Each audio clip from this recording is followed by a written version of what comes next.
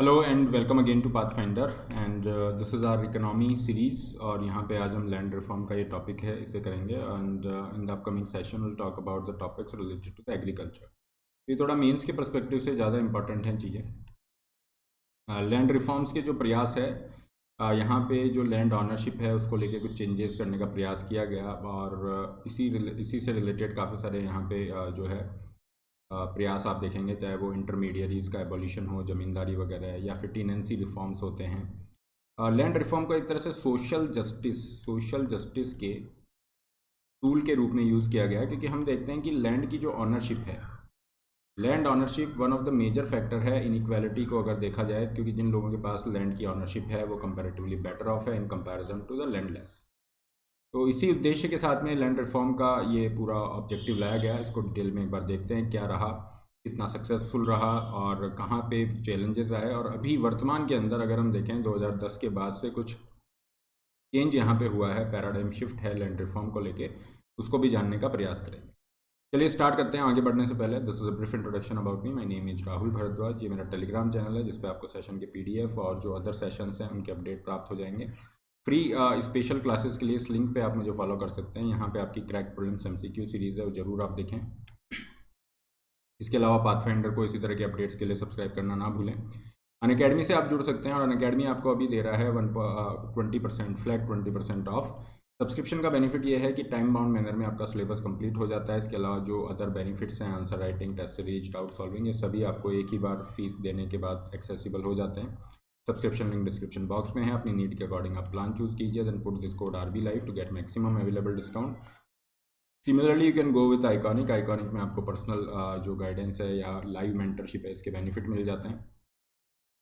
Physical notes, ये जो hard copy है नोट्स की, इसका एक्सेस 26 अगस्त तक है। और सिमिलरली ये जो ऑफर है आपका 20%, ये भी 26 अगस्त तक आपको अवेलेबल है। लैंड रिफॉर्म जो है यहाँ पे दो मेजर फेजेस के अंदर हम इसको पूरा चर्चा करेंगे लैंड रिफॉर्म्स की। फेज 1 जो है, यहाँ पे इंडिपेंडेंस के बाद जो है हमने देखा कि एग्रीकल्चर जो है पूरा सेक्टर वो बहुत ज़्यादा सफ़र कर रहा था। सफ़र करने का रीज़न ये था कि जो ब्रिटिश थे उनकी तरफ से कोई इन्वेस्टमेंट यहाँ पे नहीं किया गया और उनका कोई ऑब्जेक्टिव भी नहीं था कि लोगों की जो लाइफ है उसको बेहतर बनाया जाए। इसलिए एग्रीकल्चर सेक्टर सफ़र करता है। और फिर जिस तरह से इन्होंने जो अपने रेवेन्यू सिस्टम्स ये कर रखे थे, चाहे वो ज़मींदारी हो या अदरवाइज़, वो बहुत ही ज़्यादा एक्सप्लॉइटेटिव थे। और इंडिया ने बहुत ही ज़्यादा इनइक्विटेबल एग्रेरियन सिस्टम इनहेरिट किया था आज़ादी जब हमें मिली। और इसीलिए लैंड रिफॉर्म फर्स्ट फेज के अंदर कुछ ऑब्जेक्टिव के साथ जाते हैं, जिसमें पहला ऑब्जेक्टिव ये था, removing the institutional discrepancy in the agrarian structure. Agrarian structure के अंदर जो इंस्टीट्यूशनल डिस्क्रिपेंसीज हैं इनको हटाना, जैसे कि size of the agricultural holding, land ownership, land inheritance, tenancy reform ना, टीनेंसी के अंदर किराया किस हिसाब से डिसाइड होगा, एबोलिशन ऑफ इंटरमीडियरीज, ये सारी चीज़ें। सेकंड यहाँ पे ऑब्जेक्टिव था high inequality in the land ownership. Land ownership के अंदर जो बहुत ज़्यादा इनइक्वालिटी थी उसको कैसे हम सॉर्ट आउट करेंगे, तो लैंड सीलिंग वगैरह यहाँ पे ऑब्जेक्टिव रखे गए। Objective of increasing agriculture production was one of the objective of the land reform. कितना सक्सेसफुल होता है ये देखने वाली बात है, लेकिन ये 3 ऑब्जेक्टिव के साथ फेज 1 लैंड रिफॉर्म का स्टार्ट होता है। और यहाँ पे जो मेजर स्टेप सरकार द्वारा लिए गए, पहला था एबोलिशन ऑफ इंटरमीडियरीज। इंटरमीडियरीज जो थे, जैसे ज़मींदार अगर हम देखते हैं, तो ये सिस्टम जो था ये काफ़ी एक्सप्लॉइटेटिव था। और इन जो चाहे ज़मींदारी हो, माहलवारी, रायतवारी, इन तीनों सिस्टम को एबोलिश कर दिया गया। इनके अंदर अगर आप डिफरेंस देखोगे, ज़मींदारी जो सिस्टम है लॉर्ड कॉर्नवालिस ने इंट्रोड्यूस किया था परमानेंट सेटलमेंट के थ्रू। और यहाँ पे अगर हम इसमें देखें तो ज़मींदारी सिस्टम के अंदर जो ज़मींदार है वो फार्मर और जो गवर्नमेंट थी उस समय पे, ब्रिटिश गवर्नमेंट, उनके बीच में इंटरमीडियरी का काम कर रहे हैं। ठीक है, तो डायरेक्ट जो कनेक्ट है वो यहाँ पे इंश्योर नहीं हो रहा है और इस वजह से काफ़ी ज़्यादा एक्सप्लॉइटेशन यहाँ पे रहा। And land revenue was collected from the farmers by the intermediaries, ज़मींदार। और इनकी तरफ से जिस तरह के मेथड्स और ये पूरा प्रोसेस यूज़ किया जाता था वो एक्सप्लॉइटेशन यहाँ पे फार्मर्स का रहा। रायतवारी जो सिस्टम है ये इंट्रोड्यूस यहाँ पे किया था अलेक्जेंडर रीड और मुनरो ने। और under the ryotwari system land revenue was paid by the farmers directly to the state. यहाँ पे डायरेक्टली स्टेट को पे किया जा रहा था। और अगर हम माहलवारी सिस्टम की बात करें, ये नॉर्थ वेस्टर्न प्रोविंस जिसमें आज के यूपी के काफ़ी ज़्यादा पार्ट्स हैं, ये यहाँ पे इंक्लूड होता है, जिसमें एक विलेज का हेडमैन है जिसको रेस्पॉन्सिबिलिटी दी जा रही है कि आप फार्मर से आप कलेक्ट करेंगे रेवेन्यू। तो इस तरीके से ये जो भी सिस्टम्स थे इन सबको एबोलिश यहाँ पे किया गया, एबोलिशन ऑफ इंटरमीडियरीज के अंतर्गत। सेकंड जो रिफॉर्म आता है ये है टीनेंसी के रिफॉर्म्स। टीनेंसी के अंदर रेंट रेगुलेशन है। मान लीजिए कोई किसान है जो यहाँ पे वर्क कर रहे हैं, ज़मीन उनकी नहीं है, तो रेंट जो है ये आर्बिट्ररी नहीं होगा, अपनी मर्जी से आपने किया है इस तरीके से। तो ये रेंट का फिक्सेशन, रैशनल रेंट डिसाइड करना, ये सारा इनको देना, सिक्योरिटी ऑफ टेन्योर यहाँ पे देना, ताकि अगर कोई भी फार्मर यहाँ इन्वेस्टमेंट कर रहा है तो वो सिक्योर हो सके फ्यूचर इनकम के पर्सपेक्टिव से। ऑनरशिप राइट दिए जाना टीनेंट्स को, ये भी इसके अंदर इंक्लूड था। लैंड टू टिलर ये स्लोगन भी चला, लेकिन ये ज़्यादा सक्सेसफुल यहाँ पे नहीं रह पाया। थर्ड था रीऑर्गेनाइजेशन ऑफ एग्रीकल्चर, और इसके अंदर जो है रीडिस्ट्रीब्यूशन जो है लैंड का किया गया among the landless poor masses after timely ceiling loss, है ना। तो ये था कि लैंड आप एक पर्टिकुलर लिमिट तक ही रख सकते हैं। जैसे आपका फिक्स कर दिया, आप एट प्रेजेंट आपके पास ये पूरा लैंड पार्सल है, गवर्नमेंट ने लैंड सीलिंग लॉ लेके आया, गवर्नमेंट ने कहा इससे ज़्यादा आप लैंड नहीं रख सकते हो। तो ये मूव तो था, लेकिन ये मूव फेल कर गया। क्यों फेल कर गया? क्योंकि काफ़ी सारे लिटिगेशन, मुकदमेबाजी हुई, और उस दौरान लोगों ने क्या किया, अपनी जो लैंड थी अपने रिश्तेदारों में, फ्रेंड्स में, इस तरह से जानकारों में उसको डिवाइड कर दिया।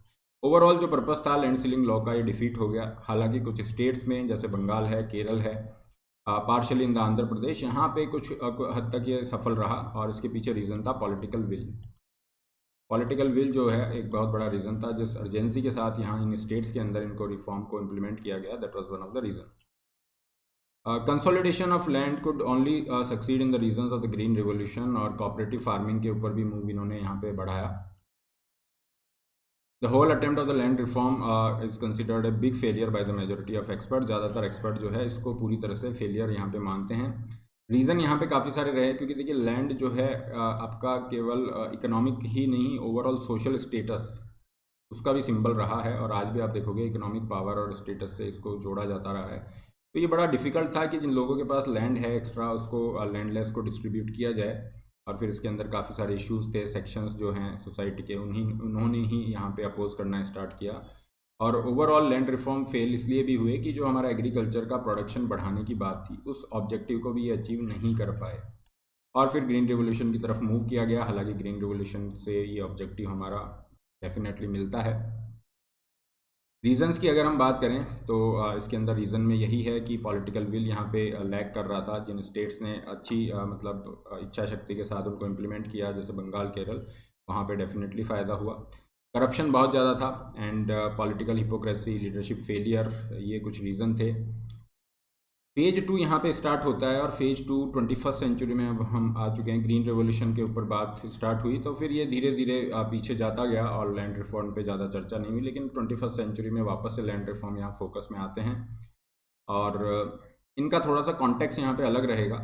और स्पेशली जो इकोनॉमिक सर्वे है 12-13 वाला, ये यहाँ पे पूरा पैराडाइम जो शिफ्ट है उसको बता रहा है कि एट प्रेजेंट जो लैंड रिफॉर्म है किस तरफ हमें मतलब किस दिशा में हमें लेके जा रहा है।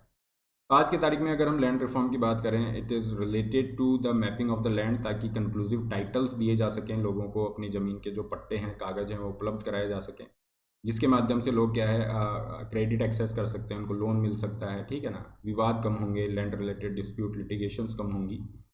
प्रोसेस ऑफ लैंड एक्विजिशन, इसको भी फेयर बनाया जा सकता है, और लैंड लीजिंग पॉलिसी इसको यहाँ पे प्रमोट करना। तो ये कुछ ऑब्जेक्टिव्स हैं जिनके साथ अभी जो प्रेजेंट एरा है उसमें लैंड रिफॉर्म जा रहे हैं। या फिर डिजिटाइजेशन ऑफ लैंड रिकॉर्ड की भी हम यहाँ पे बात कर सकते हैं।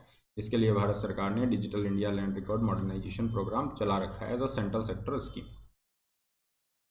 इसमें एक करंट से अगर हम अपडेट लें किस दिशा में, मतलब किस तरीके से सरकार यहाँ आगे जा रही है, तो स्वामित्व स्कीम जो है इसकी चर्चा काफ़ी होती है। स्वामित्व स्कीम को भारत सरकार ने लॉन्च किया, पंचायती राज जो मिनिस्ट्री है इसके द्वारा ये लॉन्च किया गया।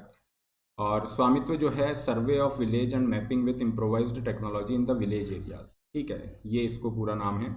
मिनिस्ट्री ऑफ पंचायती राज का ये इनिशिएटिव है, जिसके अंदर आप क्या कर रहे हो, latest technology like drone, satellite mapping, इसके माध्यम से आप पूरा जो लैंड एरिया है गाँव का, उसको आप यहाँ पे स्टडी कर रहे हो, और यहाँ पे जिनके भी जो लैंड टाइटल्स बनते हैं उनको वो कागज़ देना, उनको वो पट्टे प्रोवाइड कराना, ठीक है, ये सब चीज़ें। तो to bring the financial stability in the rural India by enabling them to use their property as a financial asset, क्योंकि आपके पास में अगर अपनी प्रॉपर्टी के कागज़ नहीं है, प्रूफ नहीं है, तो उसको एज ए कोलेट्रल आप यूज़ नहीं कर सकते हो, एज अ सिक्योरिटी आप यूज़ नहीं कर सकते हो। तो ये एक बहुत बड़ा यहाँ पे पॉजिटिव रहा। लैंड रिकॉर्ड का यूज़ किया जा सकता है रूरल प्लानिंग के लिए। अब आपने पूरी प्रॉपर्टी को यहाँ पे देख लिया है, मेज़र कर लिया है, तो आपको प्रॉपर्टी टैक्स भी यहाँ पे कलेक्ट कर सकते हो। तो ये जो लोकल लेवल पे जो इंस्टीट्यूशंस हैं उनके रेवेन्यू स्ट्रीम को भी इम्प्रूव करेगा।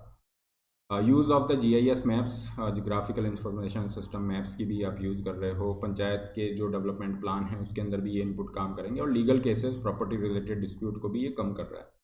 ओवरऑल एक ये अच्छा इस दिशा में प्रयास है। जियो स्पेशल टेक्नोलॉजी क्या होती है, ये हमने एक एक्स्ट्रा स्लाइड ऐड की है। वैसे तो साइंस एंड टेक्नोलॉजी का ये टॉपिक है, लेकिन ध्यान रखिएगा प्रीलिम्स के लिए बहुत इंपॉर्टेंट है। जियो स्पेशल टेक्नोलॉजी आपका बेस्ड है on the emerging technologies like geographical information system, remote sensing, GPS वगैरह।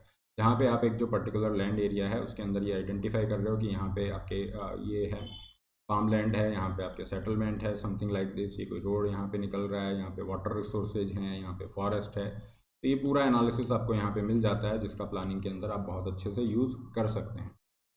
तो गवर्नमेंट ऑफ इंडिया ने, हमने ये देखा कि किस तरीके से ओरिएंटेशन जो है लैंड रिफॉर्म की तरफ यहाँ पे चेंज किया है। और फेज़ 1 के अंदर ठीक है वो ऑब्जेक्टिव्स नहीं हो पाए, लेकिन अभी फेज़ 2 है, इसके अंदर हमारा फोकस अलग दिशा में जाके और जो ओवरऑल ऑब्जेक्टिव्स हैं लैंड रिलेटेड उनको अचीव करने का प्रयास कर रहे हैं। लीजिंग, लैंड लीजिंग की अगर हम बात करें तो ये आज एक बेटर चॉइस है। लैंड लीजिंग में क्या होगा कि यहाँ पे जो फार्मर है उसके पास उसकी ऑनरशिप रहेगी, है ना। ऑनरशिप यहाँ पे चेंज नहीं हो रहा है, ऑनरशिप राइट चेंज नहीं हो रहा है। आपने एक तरह से ये समझिए रेंट पे, लीज पे ये ज़मीन दी है, जिससे क्या हो रहा है, जो भी लैंड की रिक्वायरमेंट है वो भी फुलफिल हो रही है। फार्मर भी लैंडलेस नहीं हो रहा है, उसको एक रेगुलर सोर्स ऑफ इनकम भी इंश्योर हो गया है। तो ये कुछ ऑब्जेक्टिव्स हैं जो कि लीजिंग के माध्यम से कोऑपरेटिव फार्मिंग और इन सब में भी आपका हेल्प कर रहा है। एग्जाम्पल अगर हम देखें जिसने सक्सेसफुली इस लैंड लीजिंग मॉडल को अप्लाई किया है, तो आंध्र प्रदेश एक बहुत अच्छा इसका एग्जाम्पल सामने आता है। तो this is all for today's this lecture here. Session का PDF यहाँ प्राप्त कर सकते हैं। ये जो लेक्चर सीरीज़ है इसके पुराने लेक्चर, मतलब लेक्चर नंबर 1 से आप पूरा देख सकते हैं। प्लेलिस्ट का लिंक आपको डिस्क्रिप्शन बॉक्स में मिल जाएगा। इसके अलावा अनअकैडमी से आप जुड़ सकते हैं। अनअकैडमी सब्सक्रिप्शन का बेनिफिट ये है कि आप घर बैठे इंडिया के टॉप एजुकेटर से पढ़ सकते हैं। अनलिमिटेड एक्सेस आपको मिलेगा क्लासेस का। एक ही बार आपको फ़ीस देनी है और इसी फीस के अंदर आपकी टेस्ट सीरीज भी आ जाती है। उसमें मेंस का इवैल्यूएशन, प्रीलिम्स की test series, answer writing sessions और इसके अलावा आप देखेंगे डाउट क्लियरिंग सेशन। ये सारी चीज़ें एक ही सब्सक्रिप्शन में इंक्लूड है। ये फ़ीस स्ट्रक्चर आपका यहाँ दिया गया है। आप जब सब्सक्रिप्शन लिंक डिस्क्रिप्शन बॉक्स में जो है उस पर क्लिक करते हैं, you need to choose your plan and put the code RBLIVE। जो मैक्सिमम एप्लीकेबल डिस्काउंट है वो आपका हो जाएगा। And similarly you can go with iconic, जहाँ आपको लाइव मेंटरशिप के बेनिफिट मिल रहे हैं। 25 अगस्त से नए बैचेज आपके स्टार्ट हो चुके हैं, तो यहाँ पे एनरोल करके आप सिलेबस पूरा कर सकते हैं। और एक बेनिफिट यहाँ पे ये भी है कि आपका ये जो 20% ऑफ है, कल इसकी लास्ट डेट है। मेक श्योर कि आप ये 20% डिस्काउंट यहाँ पे डेफिनेटली बेनिफिट ले सकते हैं। 0% EMI ऑप्शन भी आपको मिलता है। जो बच्चे कॉलेज के साथ तैयारी कर रहे हैं वो 2 साल या इससे ऊपर का सब्सक्रिप्शन ले सकते हैं। And if they are not satisfied with their result, they will get 1 year extension free of cost. Optional आपके हैं, ऑप्शनल के लिए आप अलग भी जा सकते हो, या फिर आप ऑप्शनल को GS के साथ कंबाइन कर सकते हैं। इसे हम कहते हैं कॉम्बो सब्सक्रिप्शन। ये भी एक अच्छा ऑप्शन है। इसके अलावा प्रीलिम्स के लिए आपकी मेंस के लिए आपकी टेस्ट सीरीज ये चल रही है, जिसका आप एनरोल कर सकते हैं दिल्ली, जयपुर, लखनऊ सेंटर्स पर। This is all for today. Don't forget to like, share, subscribe. Have a great day.